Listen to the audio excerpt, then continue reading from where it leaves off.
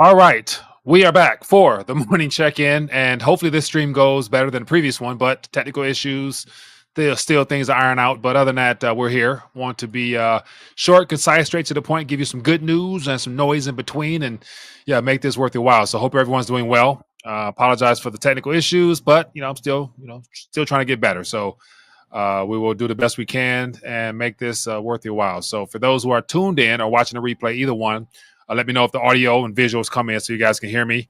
And so that I know I'm not talking to myself. And then feel free to share thoughts, ideas, suggestions into things that you're keeping your eyes on. Definitely want to make sure I stay plugged in with the community to find out issues that are important to you. And so we will definitely love to find out what those are. So feel free to let me know in the chat. And while I make sure everything is flowing on my end here, and then we'll get into some of the headlines and make the most of the time. So let me find myself so that I know that I'm not talking to myself. So yeah, just some of the things that you deal with when you're trying to do multiple things at once, but we'll make the most of it. Okay, so it looks like I'm streaming. Hopefully you guys can hear me. And says good audio, James. Appreciate you, man. Dropping videos like Iverson did practice. Yeah, 100%, man. Man. It's just, I get all excited and then have technical issues, and then I lose a little bit of momentum and got to go find it again and try to bring it back, because you only get one chance to make it your best, and everything else is a makeup. So, okay, so let's see what's going on here, man. We're going to make this one work. Audio's good. Kelly Green, appreciate you. Manny, man, appreciate you, man. Good morning to you as well. So there are dozens of stories. Like, let me just real quick here.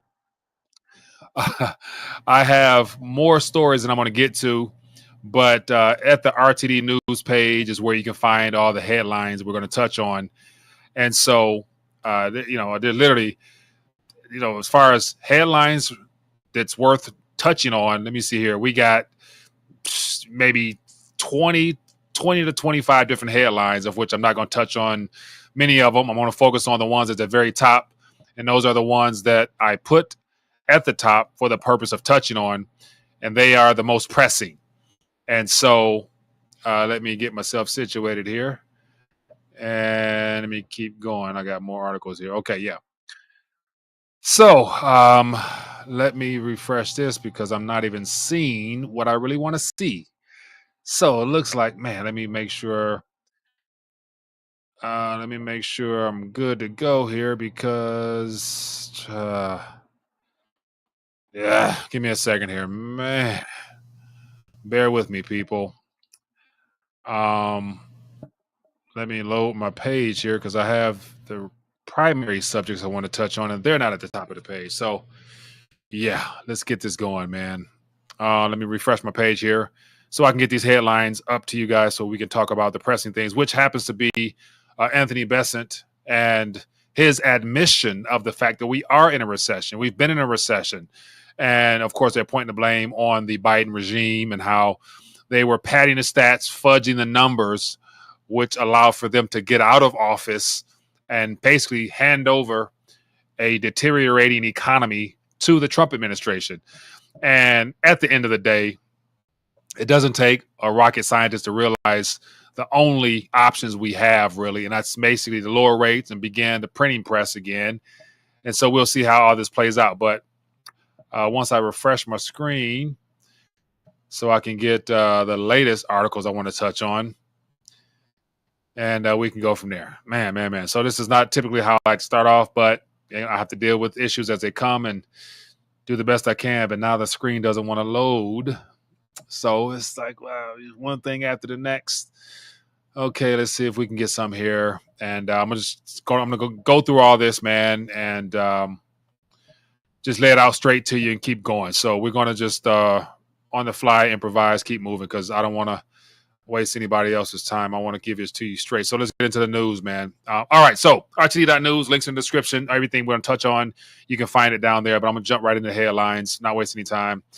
And, of course, I got the good news as well. And so for those who want the good news as reference to the actual Bible verse, I encourage you to join the Telegram chat where you can get that directly, and also in the community tab where I place it daily. So, okay, so Treasury Secretary Bessent, private sector has been in a recession. And so I think this is very important, because outside of the narrative we were sold towards the end of the Biden regime. Here we are now under the Trump regime, and he's going to have to deal with the consequences. And so this is majorly important to me because our economy is not doing well. All the numbers they've given us have been revised downward to show that there's been close to 1 million jobs lost within the last year, and there's more. And so I've gotten to the point where I've gotten away from talking about the headlines in reference to numbers, but they're out there. And so let's just dive right in here because it's the after effects or the aftershocks is what we should focus on more. And it has everything to do with what Trump will be forced to do along with the Federal Reserve at some point sooner than later. And so here, it gives you an idea of what's going on here. So this is out of Axios, and it came out yesterday, but it's very timely because I haven't heard many people talk about it per se, other than the inverted yield curve and things of that nature. So we're going to jump right in. And so it says that Treasury Scott Bessent said U.S. private sector has been in a recession and placed the blame on the Biden administration. And once again, they got to point the blame. They got to, good guy, bad guy narrative. But, well before now, depending on how you measure these type of, events here, our economy has never fully recovered. It's always been a fiscally induced artificial recovery because of the recessionary woes that we've been in since the GFC. So everything has been literally driven by deficit spending beyond measure. So it's interesting to see how everyone has to point the blame at the most recent president. And of course, Trump is going to be on the hook with dealing with this. So they have a plan, which is every other plan, is to drop rates and inflate at some point. So it says here in a wide-ranging speech, the Treasury Secretary said the Trump administration was looking to reverse what he characterized as huge government spending that came at an expense of the private sector. So literally, because the private sector was the benefactors of an artificially inflated economy, all the uber wealthy individuals saw a astronomical increase in their company valuations to where Elon Musk, Zuckerberg's, the Mark Zuckerbergs and the bankers, they've all profited heavily at this economy driven by fiscal spending. And it has a lot to do with all the stimulus packages that were put out under both Trump and Biden. And of course, Biden, appears to be taking the fall for that for now. But with all this artificial economic stimulus, it has literally ran out now. And so as a result of all that, corporations are forced to downsize, and the first to go are the people who were brought in during the artificial boom when there was a surge in the need for employees rather. And so all those numbers are shrinking, and we're entering into that technological age where software is replacing people like never before. Software is basically alleviating entire departments because things can be done now with just computer code. So you factor in an artificially induced economy that is now basically running dry because of the QT practices of the monetary authorities, the Federal Reserve. So here we are now in a pinch to where it's hard to hide those numbers. And so what I find to be most interesting is the fact that they're touting now that Doge is helping to save the government expenditures with all this exposure of the funds that have been put out there. But once again, the mere billions that are being exposed and saved have nothing to do with upcoming expenditures, because we have $7 trillion is due this year based upon the Biden's spending binge that Donald Trump has to answer to. So the $7 trillion plus the upcoming expenditures equates to 9 to 10 trillion that's going to be needed within the next year plus. So where's that going to come from? Elon Musk and the Doge team will not be able to save $10 trillion in expenditures or recoup any of those losses that have just been put out there. So we're still in a hot mess. But I just find this be interesting because we have the current Treasury Secretary willing to admit that we are in a private private sector recession. And so it says here, this is a quote from him. It says, "This is about more than just reducing the fiscal deficit." Bessent said, "Government overspending brings distortions in the economy that inhibit dynamism and limit growth to a designated subset of factor sectors." So ultimately, the government having having propped up the private sector for so long now, they got to cut back from that. So therefore, there's going to be some economic tightness. Hence the idea of him trying to downsize, the government and stuff like that by giving people buyout packages in the government to limit some of the uselessness that our government has created over the last several decades. And so to zoom out here, it says, quote, our goal is to re-privatize the economy. Bessent said Tuesday as an event hosted by the Australian Embassy, says the previous administration's over-reliance on excessive government spending and overbearing regulation left us with an economy that may exhibited some reasonable metrics, but ultimately was brittle underneath.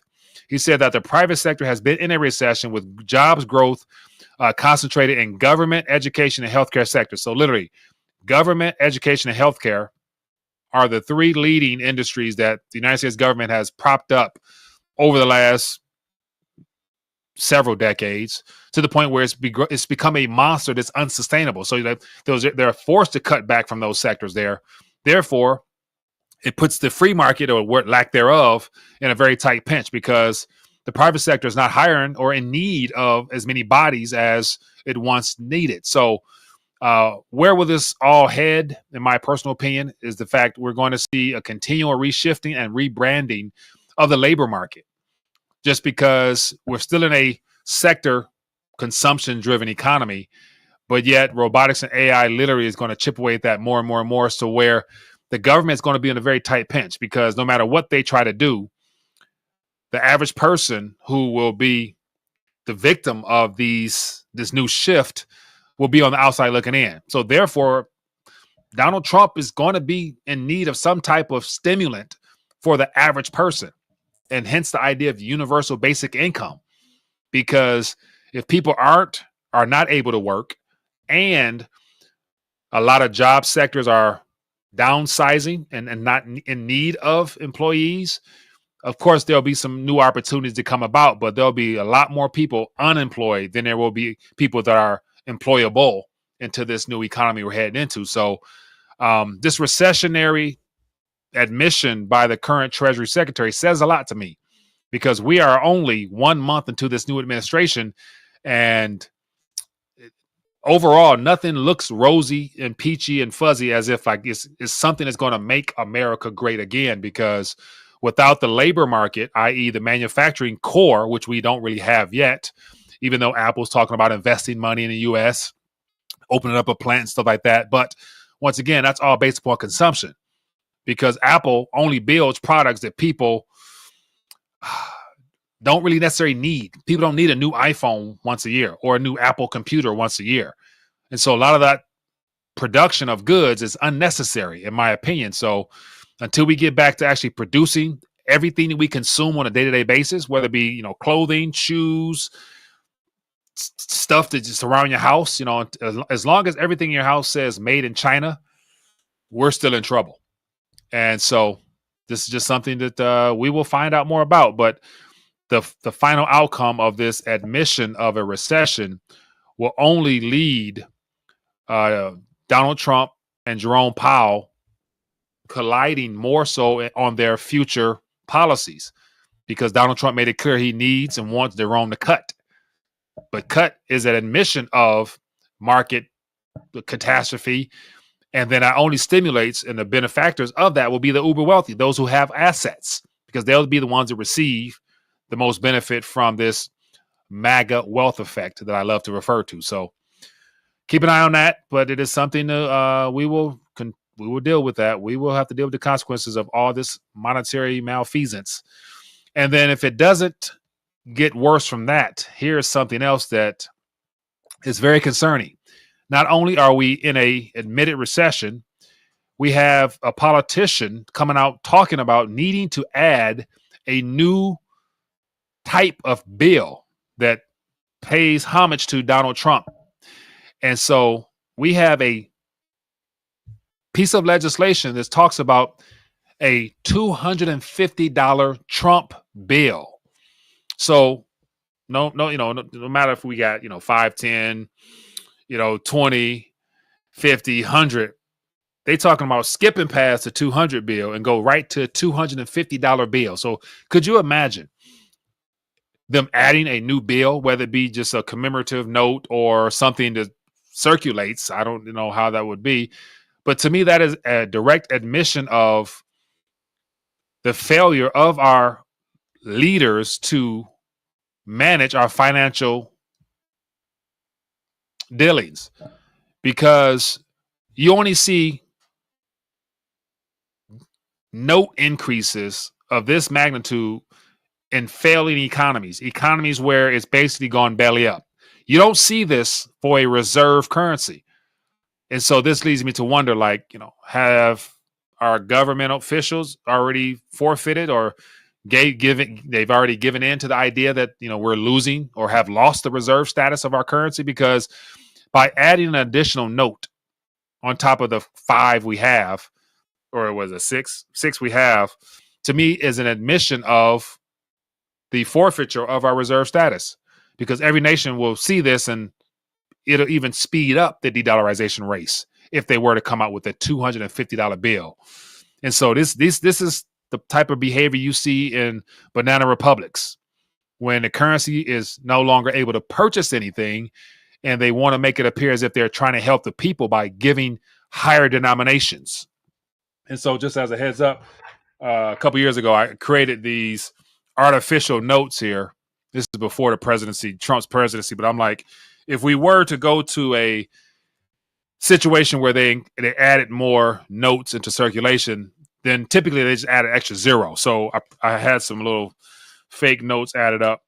And so I had, here's a $1,000 gimmicky note that I had made up, to where this is just a new modernized version of our currency after it's overinflated.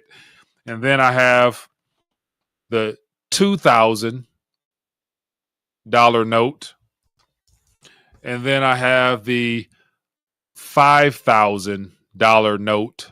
And so these were things I made up years ago, just to highlight a point as to how when currencies fail, in most cases, governments decide to create higher denominations. And it wouldn't happen here in the U.S. because that'd be a direct admission of default. But the fact when you have politicians coming out, suggesting this lets you know that, we're in deep trouble. So here's the actual posts, and I'll click on this. Give me a second here. Let me click on this here so you can see what I see, and I'll just read it and keep it going. But I thought this was interesting because, once again, this is an elected official proposing this. And so it says here, Joe Wilson. Who is Joe Wilson? Let's find out. Joe Wilson is official Twitter account of Representative Joe Wilson, saving SCO2. And so, other than that, it doesn't tell which jurisdiction he's in, but he got 160,000 followers. So, whatever. But let's get to what his statement was. It says here, grateful to announce that I am drafting legislation to direct the Bureau of Engraving and Printing to design a $250 bill featuring Donald J. Trump. Biden inflation has destroyed the economy, forcing American families to carry more cash. Most valuable bill for most valuable president. So, not sure if this is a parody or this guy is really serious, but I just think this is an indication as to how inflation or consumer price increases has not gone away and will only go higher. Therefore, giving people a higher note is very deceptive in thinking that they have more buying power, when in actuality, the prices will reflect whatever that note is. So, but that's just something that I found to be interesting. So, recession, and then we have a president that, So this next story here, let me just bring this up here. This is something that I find to be very disturbing. But then again, at this current moment, Donald Trump is pretty much, it's good to say he's invincible as far as people being willing to hold him accountable for what he says, does, or will plan on doing. But here we have Trump Gaza is finally here. It says U.S. president promotes his Gaza plan in AI video. So I had to watch it to make sure it was accurate. And so here is just a screenshot of him and Netanyahu sitting on the beach, having some beverages in what is called Trump Gaza.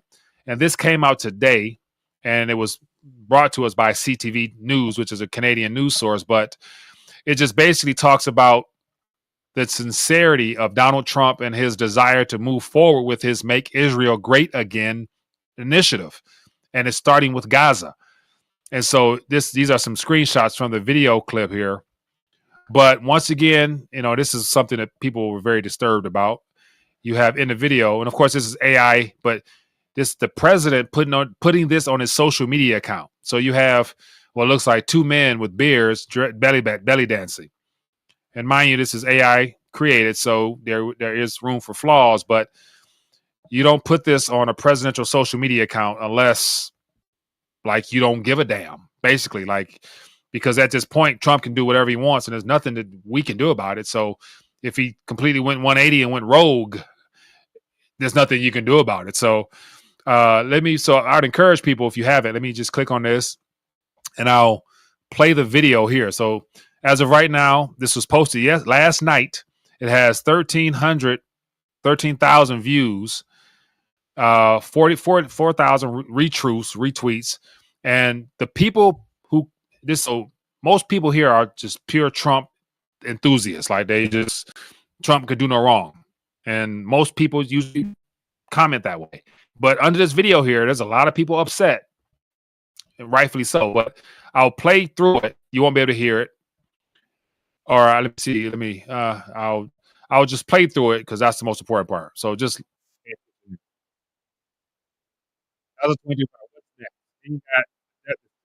turn into a paradise where you got skyscrapers, palm trees, expensive car, Elon Musk eating out of a bowl, men dressed, whatever. You got Donald Trump balloons. You got these skyscrapers off the coast, the Gaza coast. You got billionaire yachts. You got Donald Trump dancing with a girl. You got Trump Gaza Plaza. And you got a golden statue of Donald Trump in the middle of Gaza. And then him and Netanyahu enjoying a beverage. So this is a 30-second clip on Donald Trump's social media post. And so once again, it's to me very disturbing because it says a lot. He's hard pressed on his continuation in the Middle East and very favorable to Israel. Netanyahu benefits the most out of all this, but people don't want to look at it from that way, because if I mention that with that particular narrative, I could be considered anti-Semitic. But in actuality, I'm just saying that, Donald Trump is for the nation state of Israel, and rightfully so, but I believe for the wrong agenda. And so just look at some of the comments here that people posted under his account and let me know what you think. And so let's just read some of them. It says, something does not add up here. Really does not feel that this is something Trump would post. Wonder if someone is messing with his account. I surely hope so. Very creepy. So this is 8 hours ago. And then someone says, this is just plain wrong. This video is very bad taste and just plain horrible. The gold statue is 100% wrong, no matter which way you try to make it come across. The video makes me sick. And it says here, next one, bearded belly dancers. You dancing with someone other than your wife. This was weird for me, and I love you, Trump. This should be deleted. Not good. So from this Beverly Jackson.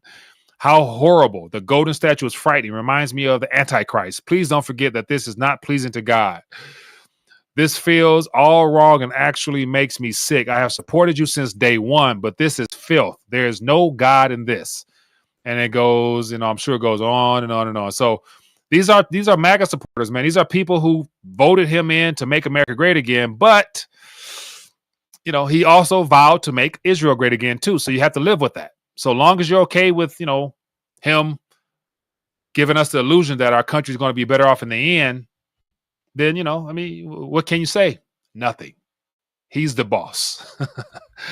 So, yeah, this is just some very disturbing things, but it doesn't surprise me one bit. It doesn't really say much. It doesn't mean much. But when you have the president of the United States on his Truth Social, which is his own company's profile, it's his company, his profile, his media group, posting stuff like that, should let you know that, you give a man that much power, unchecked with the unlimited executive order penmanship, he can do whatever he wants. There's nothing you can do about it. So, yeah, we ain't seen nothing yet. Believe me, we ain't seen nothing yet. Okay. But, yeah, you get the people what they want, man. That's what they want. Give it to them. All right. Let's keep it moving. What else I got here? More headlines here. I got a lot more headlines. Probably won't be able to get to all of them. But so once again, all of these are found at the rtd.news. Links in the description. Check it out. And, let me just give you some good news. Here's some good news.